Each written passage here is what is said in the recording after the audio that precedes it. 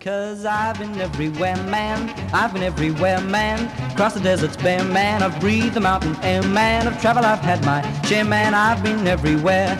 Been to Tullamore, Seymour, Lismore, Mooloolaba, Nambour, Roochdore, Kilmore, Marillaba, Birdsville, Emmaville, Wallaville, Connemara, Connemara, Strathround, Proserpine, Alladala, Darwin, Gingin, Lilliquin, Muckdilla, Wallumbilla, Bougainville, Cumberland, Ramakilla. I've been everywhere, man.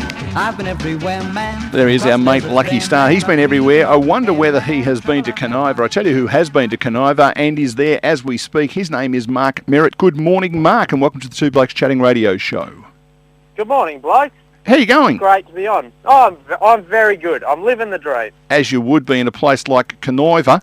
I would have thought the biggest joke that was ever said about going through that town was going to the bakery, Kaniva pie, Kaniva sausage roll, Kaniva Neenish tart. I guess that gets given a bit of a run.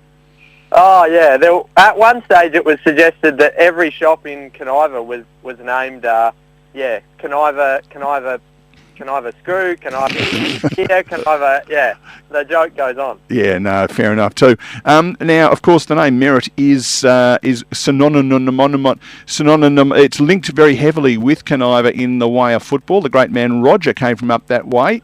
Is Merrett a family name that gets used a bit in that part of the world? Yeah. In the past it has been. There's not as many as there was, but yeah, it is a very synonymous name with the area. Funny story, we actually own the tractor that Roger probably learnt to drive a tractor on. And fair enough too. And he took that into his football, interestingly, the way he used to run through people. So tell us a bit about Kaniva. Most people would have been through there if they've driven to Adelaide, I suspect, from this part of the world. Tell us what goes on in Kaniva. Oh, well, Kaniva's a fairly small place. There's about 900 people that live there, and we're the last town before you get to the South Australian border in the Victorian side. So it's a largely an agricultural community, but with a developing tourist attraction, I guess. We've recently had our silos painted, our grain silos painted as part of the silo art trail, and we've got a collection of fiberglass sheep down the main street that are also painted by different community groups to represent what they do, and to add a bit of art to the community. And very noticeable, the sheep, Mark, driven through that town of yours quite often when living at Keith, and punching out a bit of entertainment, if you could call it that, on 5TCB, which is your local community station that goes into Kaniva. So very, very familiar with your area, and it is huge agriculturally. Some magnificent crops grown through your neck of the woods, and that's something that you do as well? Yeah. I'm a third generation farmer on this land, but part of the sixth generation of Merretts to farm in this area. So yeah, it's something that I have a big passion for, and I also actually have a YouTube channel where I showcase what happens on our farm and a bit of what the life of a Kaniva farmer is like. And it's interesting, we talked to a friend of yours, Michael Hunt, from Kaniwigra, just a little bit further up the road, a couple of weeks ago, about agriculture and how it's changed so rapidly. So you would have a fair bit to talk about on a YouTube channel. When I was a youngster in the industry, not too much change from year to year, but with technology in machinery, development of different grains to suit different areas, it's been a major upheaval in agriculture. Sure, you've got plenty to talk about. Oh, definitely. We've really been catapulted into the 21st century agriculture, and it's exciting for me going forward, the advances that are happening and the mindset change of farmers to, rather than just doing what we've always done, to really redefining what we do and reassessing and doing the best we can with what we have available. Because I think I taught, I was a school teacher in a town not a million miles away from you, a town called Charlton, which was also very strongly wheat-oriented, and obviously a lot of kids coming through. This is in the mid-'80s, so we're going back a little while, and it was really about just going and doing what Dad did, and Dad was doing what Granddad had done, and Granddad had done what Great-Granddad had done. But the innovation stuff, to my way of thinking, it becomes a really attractive proposition for kids not just to go farming because it seems like the right thing to do, but there's actually some growth development opportunities in the industry and an opportunity to develop, your own ideas.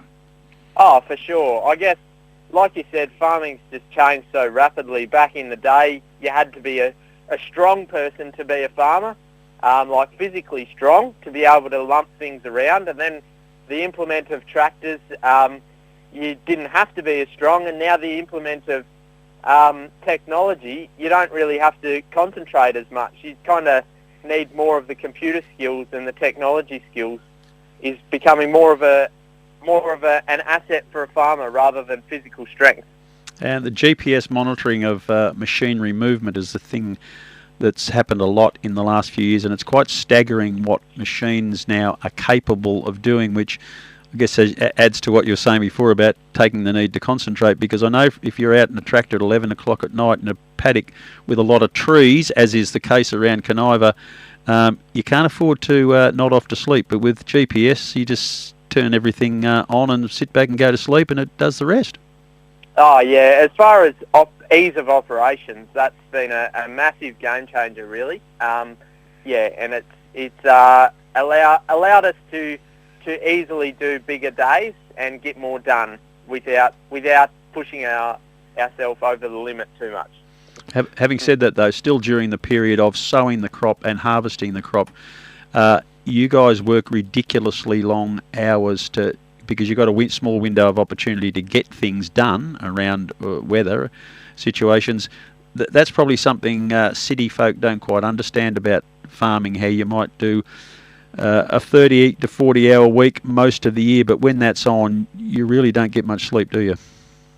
Oh, well, you do have to look after yourself to a certain extent, but farmers are fairly good at knowing what their limit is. And, when you've got your whole paycheck for the year hanging on a carrot in front of you, yes, it is very tempting to go as hard as you can, and especially when it's so susceptible, your ripe crops are so susceptible to natural weather events, be that fire, be that rain, be that wind. It's, there is quite a lot of importance on getting it done in as timely manner as you can. And your nice little segue there, you threw in the word carrot. We're thinking wheat, oats, barley, canola, lentils, faba beans, the common crop, but not too far from where you are, there is a huge percentage of the entire carrot intake of Victoria and probably South Australia and other places as well is grown in around Kaniva. Yeah, it's a huge operation just south of Kaniva before you get to the Little Desert. They're growing. I don't know anything about their business, but I know that there's a lot of trucks come out there, and I know that they've all got carrots on them. Yeah, it's quite incredible. People have thrown the numbers, and I'm not even going to try and attempt to remember what they were, but I do remember at the time staggered by how many tons of carrots are grown on one property not too far from the little town of Kaniva. And you think, why on earth would you come here? But there must be something about the climate that just makes it the perfect mix. It's the sandy soils where they are actually. What they're doing is virtually using the sand to hold the carrot in place, because the sandy soil allows the carrot to grow straight and not all wonky. But they're virtually using the soil as a holder and then applying the fertiliser through the pivot irrigation to make it grow as good as they can. You're going to have to stop talking, Mark, because Rob's eyes are starting to water. He's just getting a little bit excited by terminology like pivot fertilising. At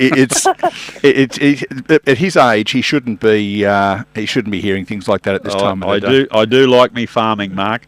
Hey, listen, I've got to shoot. Got to get next door to prepare, Mark. It's been a delight to talk to you. I might try and keep in touch and have a look at your operation on YouTube one day. But thanks for joining us. Neil will continue this hard-hitting questioning. So tell us a bit about your YouTube. We've only got a couple of minutes to go before we have to hand over to Rob and his other program. But where can people find your YouTube channel, Mark? Yeah, so if you just go onto YouTube, you can search up Merrett Contracting or Australian Farm, and I should pop up there somewhere. Or I do have a website as well, which is merrettcontracting.com.